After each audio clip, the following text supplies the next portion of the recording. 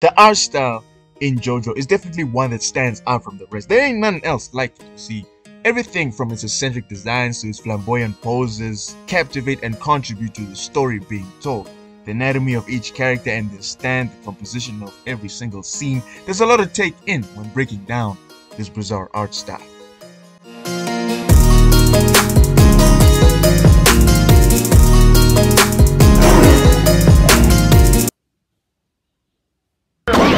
What up YouTube, it's your boy Double M coming back at you with another video. Another art style study. In the last art style study, I asked you guys which art style you wanted me to break down next. There were some interesting suggestions, but one stuck out. You see, JoJo's especially known for its art style. Hirohiko Araki is the man behind this madness. You see, there's something about how he designs his characters and their stands and how they're made to fit in their own parts, contributing to the whole storyline.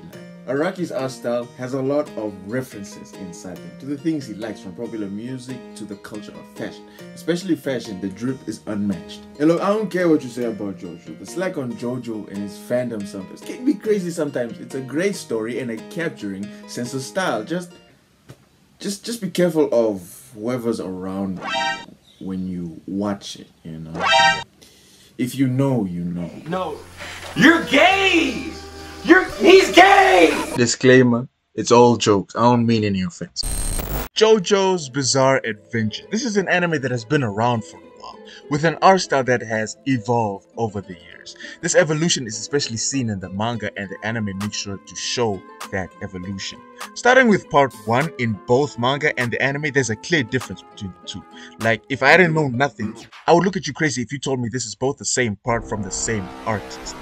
But over time, these styles slowly became similar, almost completely becoming one, becoming the same thing. Almost. But even though there's a style evolution, there's still various attributes that Araki keeps consistent. You see, Araki's art style is very statuesque. He makes his characters look very rigid, really rigid and defined, with how he draws edges on the face and the rest of the body, showing a lot of flat planes and surfaces. Again, part 1, Phantom Blood, of both the anime and the manga, are almost completely two different styles. Matter of fact, they are. I actually tried to find who the character designer was behind Phantom Blood, the anime, but I couldn't find them. I also couldn't find the character designer for Battle Tendency, the anime. But here's the interesting thing. Not only does Battle Tendency, the anime, actually start to look more and more like Battle Tendency, the manga, Phantom Blood and Battle Tendency of the anime are basically the same style. So something tells me that our unknown character designer is responsible for the styles in both Phantom Blood and Battle Tendency, the anime. The eyes of almost every single character are drawn with a lot of straight edges and lines, especially the top eyelash with the 3 lines. They hardly have any curve, you know, it's a very boxy eye look. Like the eyelashes, the eyebrows are also drawn to be very thick. I say this boxy eye look is for almost every character because for our villains, the eyes are actually sharper diamond-like shapes compared to the normal boxy eye look that almost every single character has. These are more of the masculine eyes, whether it's a masculine protagonist or a masculine antagonist, villain, hero, whoever it is. The feminine eyes have more of an evident curve. The noses are drawn very blocky, always showing the top and bottom faces of the nose. The lips are also drawn with these sharp edges, but the bottom lip, that's significantly larger, that's significantly bigger. Usually, the bottom lip has these 2 black stripes that come from the bottom lip. The heads in both Phantom Blood and Battle Tendency, these 2 parts that share the same style, are anatomically accurate. But again, detail is added to show the planes of the face and to really create that chiseled look in the head, especially with these 2 lines that come from the eyes to show the planes of the face. Part 3, Stardust Crusaders. It has its differences from the last 2 parts, but it's not too different from the last 2 parts. The character designer in the anime, Masahiko Komino, gets the style from the manga well, showing that change from the last 2 parts, in that there's a bit more variety in the characters. The eyes are drawn the same way, but are longer with thinner eyelashes. Other characters can sometimes stand out with their own eye shapes. The noses are also drawn the same way, but can sometimes be thicker or thinner. That shows that variety between different characters. The lips can sometimes be longer, but instead of the two spikes that come from the bottom of the lip, a curve is drawn underneath the bottom lip to give dimension, to show dimension in the chin, you know. Compared to the last two parts, the heads in Stardust Crusaders have a bit more variety. Some heads are longer, some heads are rounder. The planes in the face are also emphasized in Stardust Crusaders to have that chisel look, but this time they come from the nose instead. One thing that definitely stands out in the style of the first three parts of JoJo are the massive built bodies. Araki was influenced a lot by the anime at the time with those type of bodies, especially Fist of the North Star. The first two parts, Phantom Blood and Battle Tendency, really show that influence in a lot of the characters. Almost every single character has this big build type of body, you know. But Stardust Crusaders also has that influence, but had slightly slimmer bodies than the first two parts, with slightly longer limbs. Another thing that's seen in Stardust Crusaders are these blocky shoulders. Now the shoulder itself doesn't take up that shape. The shoulder itself isn't this blocky shape. It's just when the character wears something that the blocky shape is seen. Shirt, cape, t-shirt, whatever it is. The line art in these three parts, other than the eyelashes, isn't really that thick or bold. Lines will be used to really show anatomic detail in our big characters. On the face though, the line art will be used to show different planes and surfaces, like how these two lines show the planes of the face and how the surfaces of the nose are drawn in, you know. The outside planes of the head and the nose are usually highlighted, are usually shaded with a lighter color. The only difference is, in Stardust Crusaders, a lot more hatching will be used on the face and for the shape. Jumping to part 4, Diamond is unbreakable. You can see a big change from what the style was in the last three parts. This is where Araki starts to develop more of his style, and the character designer in Diamond is Unbreakable part 4 of the anime, Terumi Nishi, makes sure to capture that. The overall anatomy style in part 4 is a lot smoother and less bulky than it was in the last three parts. The eye structure stays the same, but you can see how it's a little bit smoother. This is with most characters, not all. You get those special characters with their own twists, having their own eye shapes. The eyebrows are a lot more sharper in this style. The nose is a lot smoother and rounder than it was in the last three parts, as well as the lips, but they still keep to the bottom lip being bigger. Other than that, the rest of the body is definitely much simpler and smoother with actual accurate body proportions. This is where Araki totally gets rid of the muscular big characters as a stylized choice. The body proportions are kept simple and anatomically accurate from Diamond is Unbreakable onwards. Apart from part 5, Golden Wind, Araki brings back that edgy statuesque look that was sort of dropped in part 4. It's here where Araki learns from and takes influence from a lot of Michelangelo's art and work on statues. This is not only seen in the body, but it's also seen in the face. The eyes keep the same structure, with the top eyelash having the three edges and the bottom eyelash being smooth. The nose is a lot sharper, and the bottom lip is still kept bigger. Takehito Kishida, the character designer of Part 5 Golden Wind, the anime, makes sure to capture this. From Part 5, Golden Wind onwards, especially in the manga, the facial structure is seen being used in almost every single character, until eventually it is used in every single character.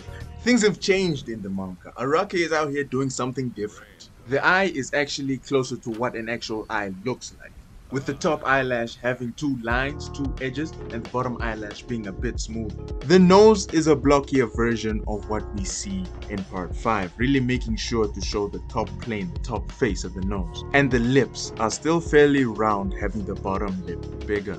Araki really makes sure to double down on that statuesque look by not only making his characters look edgy and statuesque with these planes and multiple faces, but making his characters have this facial structure. Masanori Shino, the character designer of Stone Ocean, the anime, still keeps things consistent from Golden Wind, the anime, and carries them over into Stone Ocean, keeping the characters anatomically accurate and proportional and having that statuesque look with the edges and the planes of the body.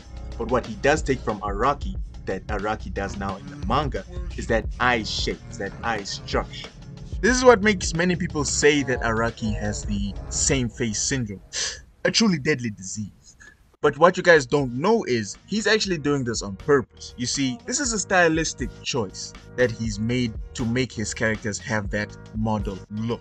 So don't go around thinking you can give the same reason if you do have the same face syndrome. Those are nothing but excuses. Araki is an artist that has first mastered the rules and art fundamentals before breaking them. But if you guys want me to create a video helping to cure your same face syndrome, just let me know down in the comments. Another thing that's also carried over from the manga into the anime is the line art and the shading.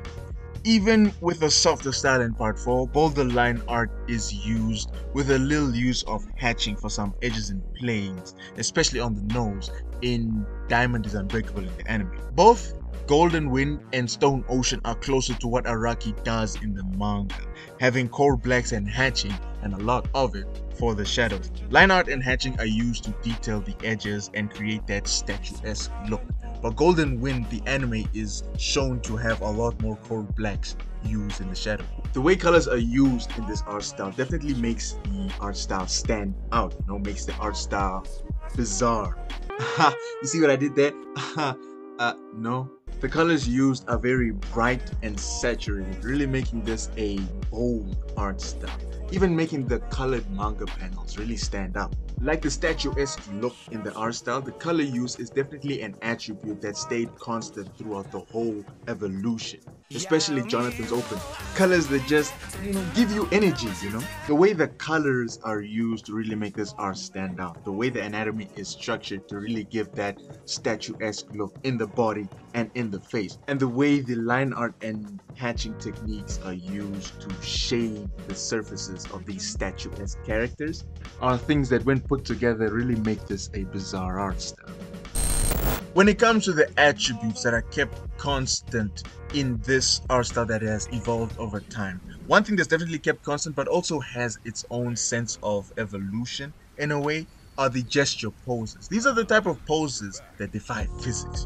These are not exactly action poses or fighting poses that the characters will take. These are the type of poses seen in a lot of fashion magazines and fashion models. Araki is also known to have many inspirations from artists that make these type of poses, like Prince and Freddie Mercury. It's from Diamond is Unbreakable Part 4, where these poses start to get a little bit, suspicious. Especially in Golden Wind. But looking at the whole world of JoJo and the different parts and the different characters from these different parts, the designs and overall sense of fashion clearly stands out. A lot of fashion influences are seen in JoJo. Pop culture references, classic rock, and even Italian fashion. Starting out from part 1, not a lot of characters had outfits that really stood out, only some here and there. Not gonna lie to you, there have definitely been some times where the designs were questionable. But overall, Araki just knows how to put the drip on the character. Dripped up, have him styling. Araki has been known to collab and have his work showcased by some of the large fashion houses of this day. I'm talking Versace, Valentino, Gucci. JoJo even has his own fashion line. I didn't even know this before I created this video. He really has his character looking like runway models. This is the main reason why he has the same face syndrome as a stylistic choice. He really creates his characters to have that model look. The same face syndrome coupled with the poses and the outfits, we got characters that, by any means necessary, are ready to die for a fit pic. So, after studying the styles and breaking them down, I got to redrawing myself in each style to see if I really knew what made the styles from each part what they were. So for the first 3, I really focus on having that muscular look as a stylized choice. The first 2 are basically the same style, making sure to really define the planes of the face with a line art, especially the top face and the bottom face of the nose. I did the same thing with the third style. I did the same thing with Stardust Crusaders, but making it overall a bit more bulkier with a longer eyes and a lot more hatching for the shading. Now, if you don't really know that much about the planes of the face, don't even worry about it. I got you. You see the video up there? Make sure to watch it after this one. I kept things a lot more proportional in the last 3 styles. The line work and hatching is still used to get that statuesque look. Hatching and shading around the edges to emphasize the planes. More of it is used in Golden Wind and Stone Ocean, with Diamond is Unbreakable style being a little bit smoother. Golden Wind especially has a lot more of the core blacks for the shades compared to Stone Ocean. So after redrawing myself in each style of the anime of JoJo, I decided I wanted to do a bigger illustration, a larger illustration, where I draw myself in one of these 6 styles of anime. I decided I'd do it in the style of my favorite part, honestly, Stardust Crusaders. Yeah, even though I only just started with Golden Wind recently, Stardust is still my favorite. Personally, besides the story, which I also love, I love this stuff. Of course, it ain't what JoJo's style is right now. Some might say not close. And of course, later JoJo parts have other characters with better and more realistic proportions, which we all gotta appreciate. But the slim, muscular bodies with a blocky look is some I like, is some I love as a stylized choice. So I wanted to redraw myself in Stardust Crusader style. But if I do find part 5 a lot better after finishing, I might mess around and do an illustration in Golden Wind style, in part 5 style.